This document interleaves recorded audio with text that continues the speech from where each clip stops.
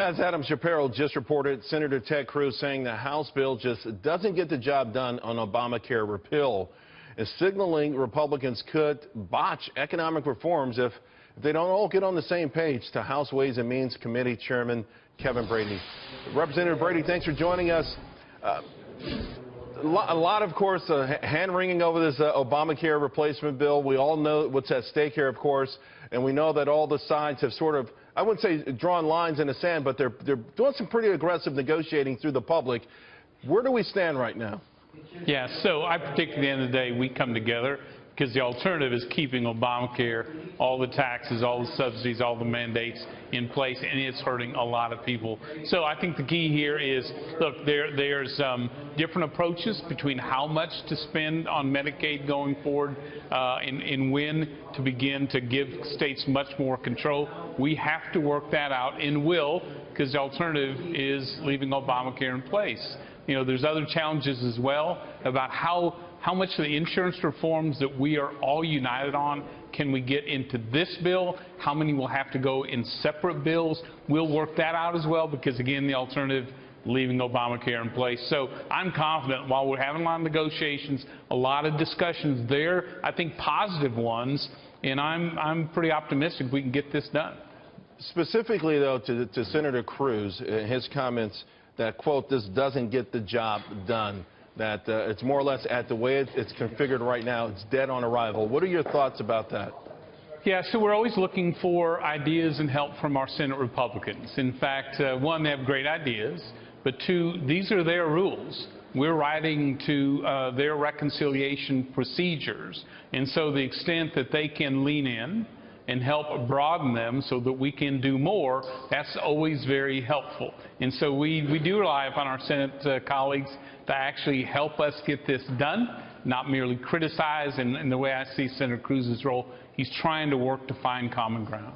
And your fellow colleagues in the House, the Freedom Caucus, of course, they're having a rally right now. They've made their concerns loud and clear. And they seem pretty adamant about their position that this will not be the promise made to the American public. This simply is not repeal. How do you get them on board? Look, these are our conservative colleagues.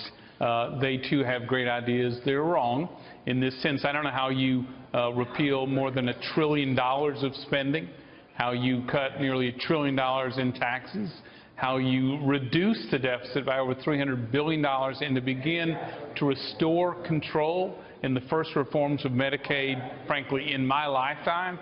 Those are huge changes from where we're at today. Where I really see them focusing on is the Medicare side of this. And so we're going to have to find common ground between states that want to continue to expand and those who think it's time to do more cost sharing at the state level. I think we can do this. We have far more in common in this regard than we do apart. There's also their concerns with respect to the tax credits and the essential benefits, which they say is the core, if you think about it, of Obamacare, and not jettisoning that makes everything else disingenuous. Well, we agree, but look, they have to acknowledge, and often don't, that these are the Senate rules. We are trying to cram 20 pounds of reforms into that 5-pound bag that we're given by the Senate. So every opportunity we have to do more, we want to. So from that standpoint, I think we're all aligned in the House to that regard. You referred to the Senate and their rules. You've referred to them a couple of times here, but there's a fair amount of criticism that the House tippy-toed through this, that you guys did not take a bolder approach to this and instead talked about how you were hamstrung and how you had to go through certain processes and reconciliation and so forth, rather than taking a much more aggressive approach, that there were avenues for the House to ram tougher, to be tougher with this.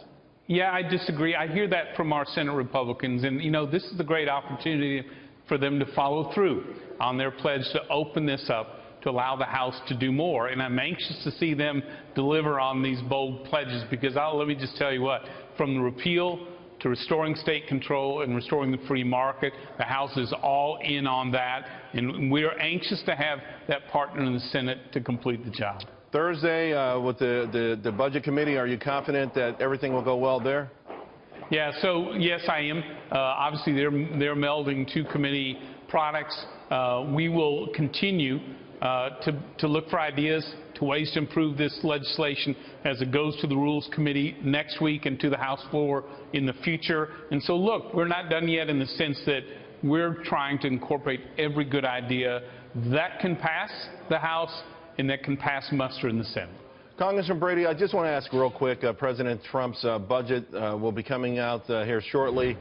The CBO score, no one was happy with the CBO score on the Republican side. Not addressing entitlements, $54 billion additional spending for the military, and some other things like helping the inner cities. All very expensive propositions. I'm a supply-sider. I believe velocity of money will bring more money into the Treasury. However, there will be critics that will talk about debt deficit and, of course, that some of the money comes out of the pockets or help for the poor and college students. Yeah, and I disagree with that because, look, I think Washington wastes too much money. There are so many programs that aren't even authorized anymore. They just continue in perpetuity. We can start there. Ways and Means Committee has identified $150 billion of additional cuts that can be made in the budget over time. We think can help balance it as well. But you also have to take bold steps. One, the health care bill that we've passed out of our committees cuts more than $1 trillion in spending. Right. That's major. And tax reform. We need a stronger economy because along with the spending cuts, that's what's going to get our budget back in balance. Representative Kevin Brady, you have been a busy man, and I appreciate you taking out the time this afternoon. Thanks, Charles, for having me.